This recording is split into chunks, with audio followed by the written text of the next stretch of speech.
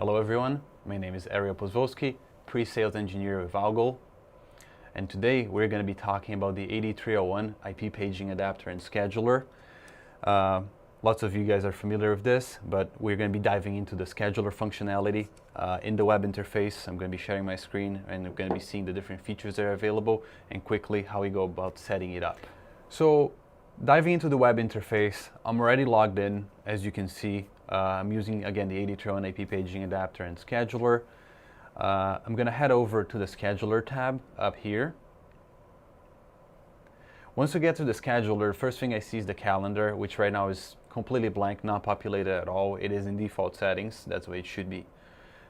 In order for us to be able to populate the calendar, we first need to create schedules. So we'll head over to the schedules tab. For the sake of the example, we'll create two different schedules, although more schedules could be created if required. Really, there's no limit to it. But for the example, I'm going to say I'll do a weekday schedule, and then we'll also create a weekend schedule. A color can be chosen here. It does randomly give you a color. I'll go ahead and select a different tone, green color, let's say. That's going to be helpful later on when we go to the calendar and start populating it. Especially when I have more than one calendar, it's easy to tell them apart. So within weekday, I'm going to go ahead down to the bottom. I'm going to say add event. And we'll start creating a couple events. Let's say I'm going to do a morning event. Let's say at 8 a.m. That's start of day. So let's say a tone place to let everyone know the day is starting. An audio file can be selected. As you can see right now, I only have a few choices. These are all choices that come from factory of the device. Very easily, anyone is able to upload custom WAV or MP3 files into it as well. To the right of the audio tab, the audio drop-down box actually, you would have, if this device was set up as a multicast transmitter, you'd have the option to select the zone. We don't. Like I said, the device is in factory settings. It doesn't always apply to every use case, but this may or may not be here depending on your previous configuration. Let's do the second example, just a second event for the sake of the example. We'll call it lunch at noon. It is military time, by the way, so if it was 1 p.m., it would be 1300. I'm going to select a different audio file here for the sake of the example. Let's say speech test. And I'm going to save it. So my weekday calendar is really all done. I'm going to go ahead now and create a weekend schedule too.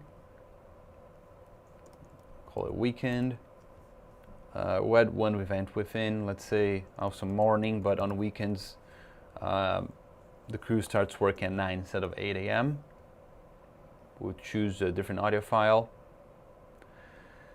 And that's pretty much it. Just before we move into the calendar tab, I want to quickly talk about this add action option down here. This is meant for streaming audio, right?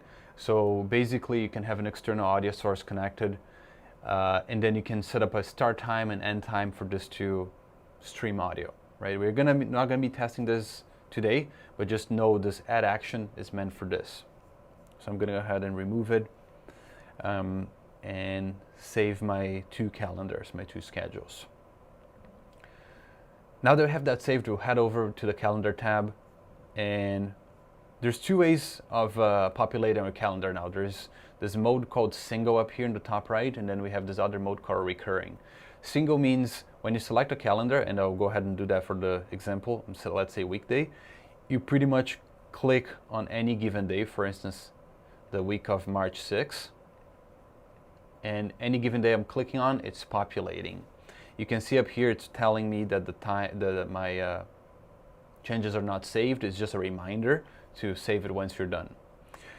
On the recurring mode though, when you change to this option, if you scroll down to the bottom, you have the options for recurrency here.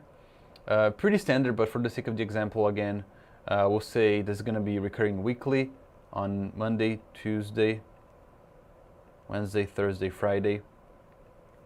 It's going to play every week, and I'm going to say the end date is going to be March 31st. So once I have that done, the only other thing I have to do is click on the start date. Let's say it's going to be the 13th. There you go, populated every weekday up until the 31st. Let's do the exact same thing now, but for the weekend calendar, or the weekend schedule, sorry. So again, up in the drop-down box, top right, go ahead and select weekend. We'll keep recurring mode on, but now we'll uncheck the weekdays, and I'm going to instead check Saturday and Sunday. Keep everything else the same, repeats every week, end date of March 31st. I'm going to say the start date is going to be the Sunday, the 5th of March. And there you go, we populated every Saturday and Sunday up until the end of the month. Last but not least, we'll go ahead and save it, of course. And we are pretty much done. You get this green banner up here telling you it's been saved successfully. Just before we wrap up, I want to mention two quick things. Important to notice the time up here in the top right. That's the system time that's currently running. Make sure that matches your time zone correctly. Settings are time settings are available in the advanced settings tab. Very important. And last but not least, in the data tab, you have the option to download the scheduler backup file, so you can back this up for any reason if you want to perhaps push this to another AD trail down the road, or just for the sake of safekeeping. You have an option to restore that as well, convert an older file, which is not really a big deal, and clear all of your data. In conclusion, that covers the scheduling feature within the AD trail and IP paging adapter and scheduler. Thank you for your time. For any questions or if you require more information, please contact the Algo team.